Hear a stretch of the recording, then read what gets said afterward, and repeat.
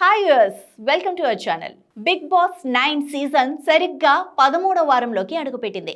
గత సీజన్స్లో 13వ వారంలోకి వచ్చినప్పుడు నామినేషన్స్ ఎంత ఫైర్ వాతావరణం మధ్య నడిచేవో ప్రత్యేకించి చెప్పనవసరం లేదనుకుంటా. కానీ ఈ సీజన్లో 13వ వారం నామినేషన్స్ అత్యంత కామెడీగా ఉండబోతున్నాయి.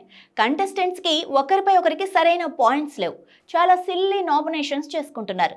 ముఖ్యంగా సుమన్ శెట్టి ఈ రోజు చేసిన నామినేషన్ని చూసి హౌస్ మేట్స్కి మాత్రమే కాదు, ఆడియన్స్ కూడా నవ్వాలో ఏడవాలో తెలియని పరిస్థితి ఏర్పడింది.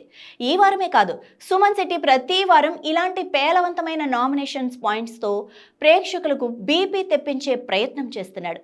పైగా ఆయన పెట్టే సిల్లీ పాయింట్స్ని గట్టిగా అరచి చెప్తూ ఉంటాడు. నేటి నామినేషన్స్లో ఆయన జీమోన్ పవన్ని నామినేట్ చేస్తూ, నీకు ఆరోగ్యం బాగాలేదు, నువ్వు ఇంటికి వెళ్ళి రెస్ట్ తీసుకుంటే బాగుంటుందని నా అభిప్రాయం, అందుకే నేను నామినేట్ చేస్తున్నా అని అన్నాడు. ఆయన ఈ మాట అనగానే ఇమాన్యుయల్, పవన్ కళ్యాణ్, రితు చౌదరి, భరణి, తనూజ వంటి వారు పగలబడి నవ్వుకుంటారు. అందుకు సుమన్ శెట్టి నవ్వుతారేంటయ్యా అని అంటాడు. ఇంకా ఆయన మాట్లాడుతూ, టికెట్ టు ఫినాలే ఉంది, నువ్వు ఫిజికల్గా మా అందరికంతే స్ట్రాంగ్ అని అంటాడు. అప్పుడు demon Pavan, strong contestant cup కొట్టాలి కానీ ఇంటికి వెళ్ళిపోకూడదు కదా అన్న, పాపం నీ ఆరోగ్యం పట్ల చాలా బాధ ఉన్నట్లుంది, సంతోషం అని అన్నాడు.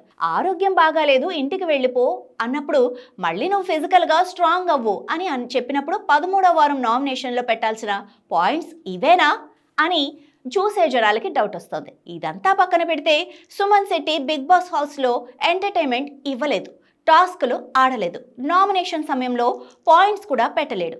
అయినప్పటికీ కేవలం తన అమాయకత్వంతో ఈ సీజన్లో ఆయన 13వ వారం వరకు కొనసాగాడు. ఆయన కంటే తోపు కంటెస్టెంట్స్ అందరూ ఎలిమినేట్ అయ్యారు. తెలుగు బిగ్ బాస్ హిస్టరీలో ఇలాంటి సంఘటన జరగటం ఇదే తొలిసారి. ఏమీ చేయకుండా సైలెంట్గా కూర్చున్నా కూడా 13 వారాలు లాగేయచ్చు అని సుమన్ శెట్టి నిరూపించి చూపించాడు. అయితే ఇక ఆయనకు ఈ రియాలిటీ షోలో సమయం పూర్తయింది. గత వారంలోనే ఆయన డేంజర్ జోన్లోకి వచ్చాడు. ఇక ఈ వారం అస్సాం ట్రైన్లో స్లీపర్ బోగి ఫిక్స్ అయిపోయినట్లే.